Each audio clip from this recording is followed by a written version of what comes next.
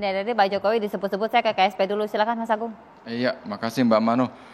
Jadi memang arahan Bapak Presiden sudah jelas ya, Bapak Ibu sekalian. Stop impor pakaian bekas ilegal. Jadi pakaian bekas impor ilegal itu memang arahan Bapak Presiden sudah jelas untuk di stop. Kenapa? Dampaknya adalah ini kalau makin membesar menghantam industri tekstil kita. Industri tekstil kita itu ada sekitar 3 juta lebih ya Pak ya, 3,5 juta mungkin ya, kurang lebih dari API itu 3,5 juta tenaga kerja. Ini harus jadi perhatian juga oleh pemerintah. Nggak mungkin industri yang sebesar ini kita biarkan ada gangguan, itu satu ya. Kemudian juga berikutnya, kenapa ini menjadi perhatian untuk stop impor, stop masuknya pakaian bekas ilegal ini, karena saat ini kondisi global, perdagangan global ini lagi lesu, tidak kondusif. Ya.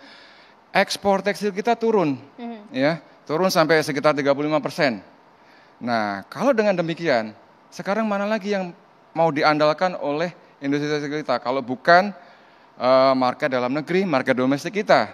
Nah, untuk itu pemerintah berusaha untuk menjaga kue atau market industri domestik kita supaya ini bisa kondusif, ini bisa mendorong produksi tekstil di dalam negeri. Itu harapannya. Ya. Terus kemudian apa lagi ya? Kalau ancaman tadi disampaikan oleh Pak Ari Tonang, ya, kawan kita Pak Ari Tonang, memang kita juga memperhatikan sekali ya kepentingan masyarakat kecil, para pedagang ya, tentunya kita tidak akan mengabaikan begitu saja. Pemerintah akan berusaha untuk coba mencari solusi yang tepat.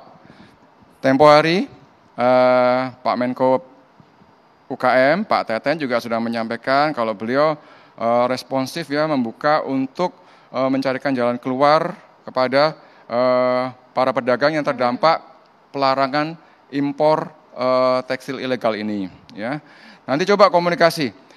Beliau akan menyampaikan skema-skemanya. Bahkan sudah ada hotline-nya juga, Mbak. Iya. Nah itu. Iya.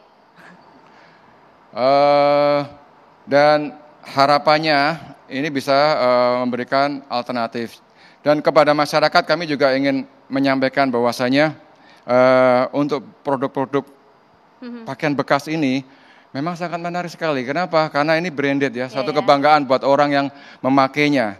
Tapi kembali lagi, biasanya untuk sekarang era medsos ini mereka akan pakai untuk flexing mungkin ya, di komunitasnya yang sekarang ini lagi booming ya, masalah flexing.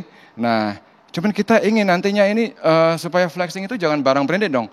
Kita sekali-sekali berani dong flexing produk dalam negeri kita, produk UMKM kita, produk nasional kita. Dan ini pemerintah akan mendukung dan kita ingin dorong UMKM untuk ke sana. Baik, kita di sini ada staf khusus Menteri Koperasi dan UKM bidang pemberdayaan ekonomi kreatif, Mas Vicky. Mas Vicky, Pak Menteri sudahkah berkoordinasi dengan tim untuk bisa membuat strategi menolong teman-teman pedagang ini? Silakan, Mas Vicky. Betul. Tadi betul apa yang disampaikan Mas Agung bahwa Kemenkop UKM sejak minggu lalu kemarin ya sebetulnya tepatnya sudah membuka hotline posko laporan para pelaku UMKM yang terdampak terkait dengan pelarangan penjualan produk bekas, barang bekas impor ilegal ini. Jadi kita sudah buka hotline by WhatsApp, ada nomornya 08111451587. Dan tentunya by phone ada 1.500-587. Lebih lengkapnya informasi ada di akun media sosial @kemenkopukm di semua platform Mbak Bigri kita ya. Apa yang sebetulnya kita coba data, tentunya tadi pertama kita ingin mendapatkan data perusahaannya, pelaku UMKM-nya ada berjualan di mana.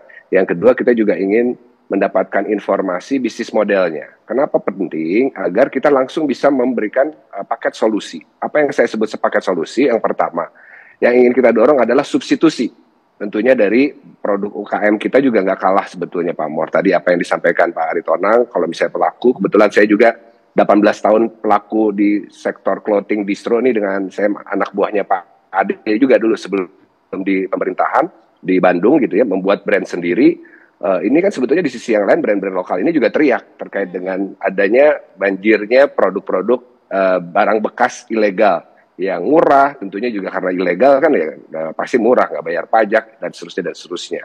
Nah, tapi di sisi yang lain kita sudah menyiapkan ya ada beberapa agregator yang siap dengan bisnis model dropshipper, reseller kan kebanyakan yang dari teman-teman penjual ini yang kita dapat informasinya adalah dropshipper dan reseller.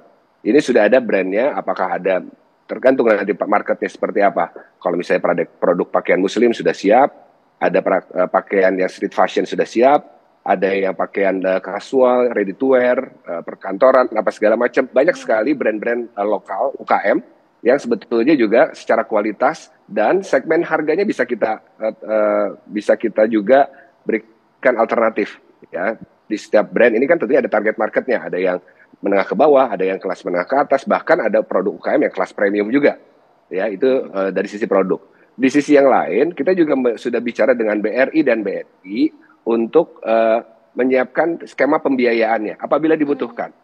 Nah, pemerintah khusus Pak Presiden juga sudah punya komitmen untuk terus meningkatkan porsi kredit perbankan untuk UMKM sampai tahun 2024 menjadi 30%. Ya, hari ini KUR ini sudah di tahun ini 430 triliun. Kita juga siapkan skema KUR yang bisa diakses oleh para pelaku UKM yang di bawah 50 juta tadi tanpa agunan. Ya, tentunya karena ini kan sudah berjalan bisnisnya harusnya bisa lebih bankable.